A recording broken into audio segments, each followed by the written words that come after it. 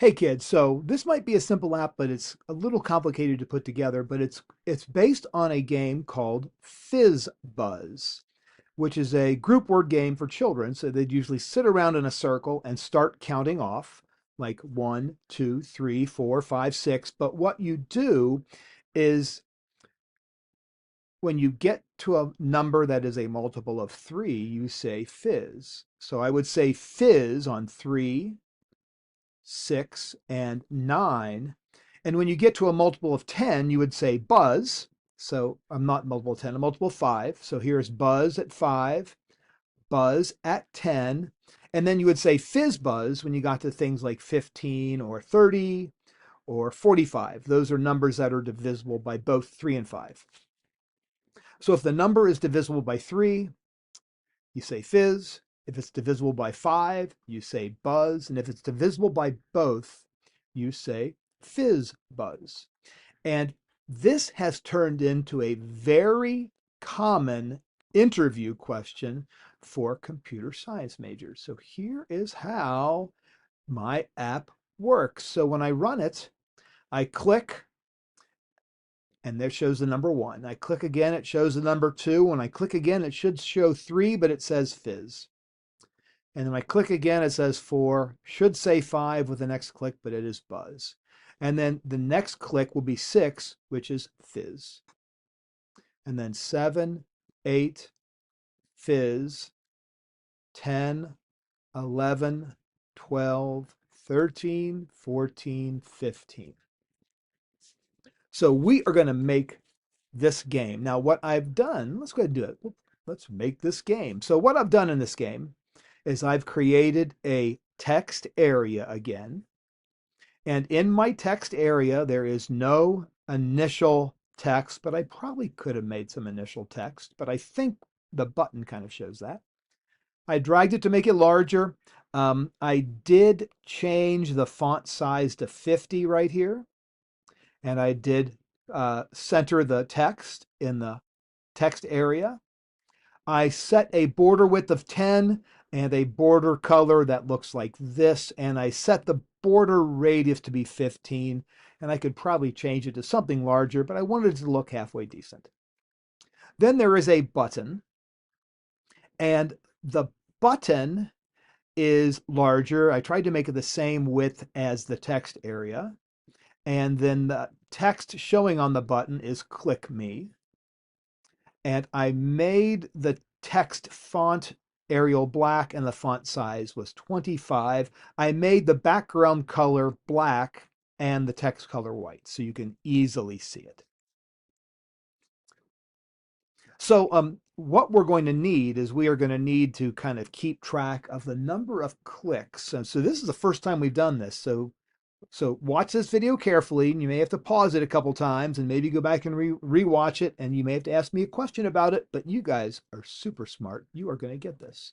So let's go ahead and go to the code. So the first thing I'm going to do is I need to declare a variable that will keep track of the number of clicks of the button, and that is under the variables here. And I'm actually going to use the var x equals this time because not only do I want to declare it, but I also want to assign it a, oh, I hate when I do that. I shouldn't have done that. So I will go click number. How about that? Camel case kind of describes what it is. And I'm going to set it equal to 0 to start with. And here's what it looks like in blocks. I should have put that in blocks before I started, but that is what it looks like. Click number, that's just going to keep track.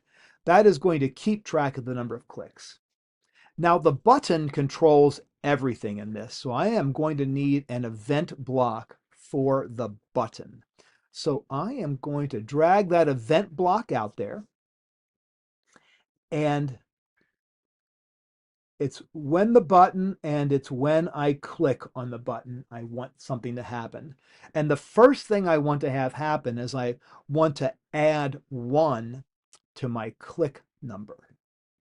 I want to add 1 to my click number. So I'm going to go here to the variables, and I'm going to get this block here. I don't want var because I've already used var. I'll go here, and I will go click number. And then I need a math block that has a plus sign on it. I'm going to go here and drag that puppy right there. And I'm going to go click number, and I'm going to add 1. So every time I click, I'm going to add 1 to the click number and replace it with the old click number. So click number starts at 0, and then click number equals 0 plus 1, so it's 1. And then click number is now 1, so next time I do it, it's going to be 1 plus 1, which is 2. And so now I need an if block, but I'm actually going to use a slightly different if block. I am going to use an if else block. Let's make sure that's the one I want. That is the one I want. So I'm going to use an if else block, and I'm going to drag that puppy right there. And there are going to be, I'm going to actually add 2 more spots to it by clicking on those plus signs. So now I have an if, else if, else if, else. So there are 4 things that happen. I either print out the number, I print out fizz, or I print out buzz, or I print out both of them. And that case where I print out both of them is the most rare or most unusual. So I'm going to put that in here first. And 2 things need to happen in this block. It needs to be a multiple of 3, and it needs to be a multiple of 5. So I'm going to go to the math block first, and I'm going to get this little block here that is and. And I'm going to drag that puppy and drop it right there. And then I want the, this is where we're going to use modular arithmetic. If it's divisible by 3, that is a mod, and mod is right here.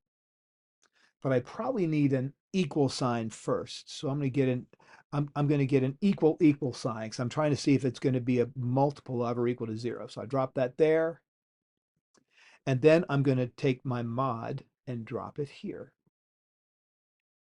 And so if click number mod 3 is equal to 0, that if it's equal to 0, that means it is a multiple of 3 or divisible by 3. And now I'm going to do the same thing over here in this little hole. But it might be easier to do this with text. So if I go to text, if I copy this text here, copy it,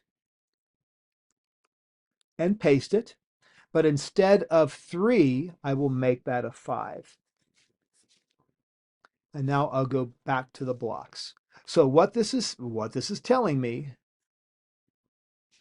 is when the click number is a multiple of 3, and when it's a multiple of 5, I want to set the text in the text area to be FizzBuzz. So I'm going to go get a set property block. So here is my set property. And I want the text area, and I want the text, and I need to keep the quotes around it. I want this to say FizzBuzz.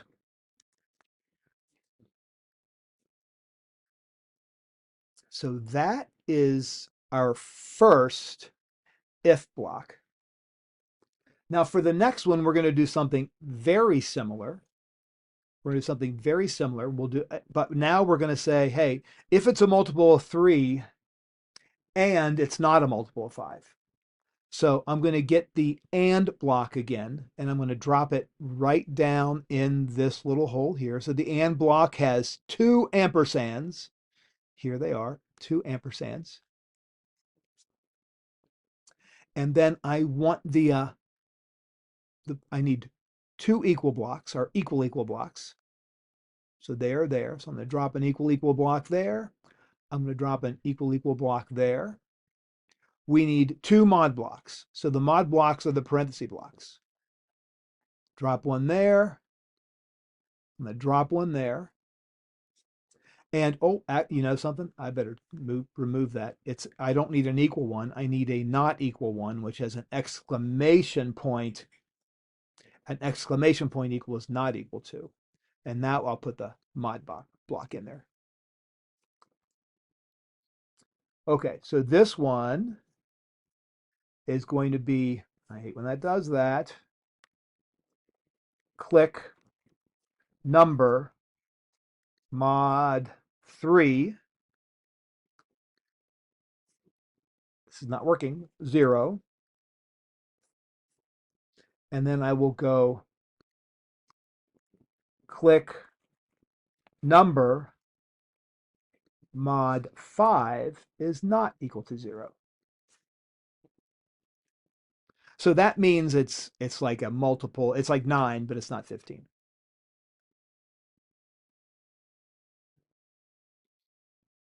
So we can do the, let's set our property of this. Let's set our property. So we'll go here and get the set property block. And we are going to set the property of the text area. We're going to set the text.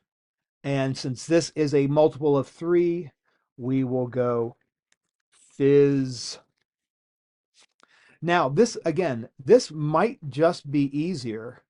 This might just be easier to go to text and try to copy things around. You can continue to work with blocks, but you do not have to. So I can take this stuff here, I can copy it, and I can paste it, and I can replace the 3 with a 5 and replace the 5 with a 3.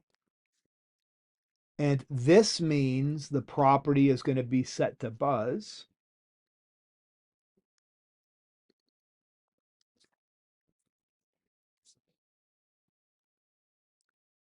And the only thing I have left is to set the property to whatever the click number is. And so the click number, don't put that in a, do not put that in, do not put that in quotes when you do that. But I'm going to take this, I'm going to copy that again. I'm going to paste it there, but I'm going to take the quotes out, and I'm going to type in click number in camel case. All right, let's see if this puppy works. Let's run it. 1, 2, fizz, 3, buzz. Uh-oh, buzz did not work. So why did buzz not work? Oh, because they're both 5 here. So I need to change that one to a 3. Now let's try it again. Reset, run. 1, 2, fizz, 4, buzz, fizz, 7, 8, fizz, 9, 10. Oh, 10 was buzz. 11, 12 is fizz. 13, 14, and 15 is FizzBuzz. Now, add your personal touch and your artistic flair. There's a lot of opportunities to include sound. This is probably the hardest thing for you guys to do because there's a lot of moving parts here, and we really haven't officially gone over if, else, if, or else statements, but we have talked about Boolean statements. We have talked about the percent symbol and the ampersand and the or button, you know, the slash slash. So we've talked about that this week, so you should be good, but give this a try, kids, and ask if you have trouble.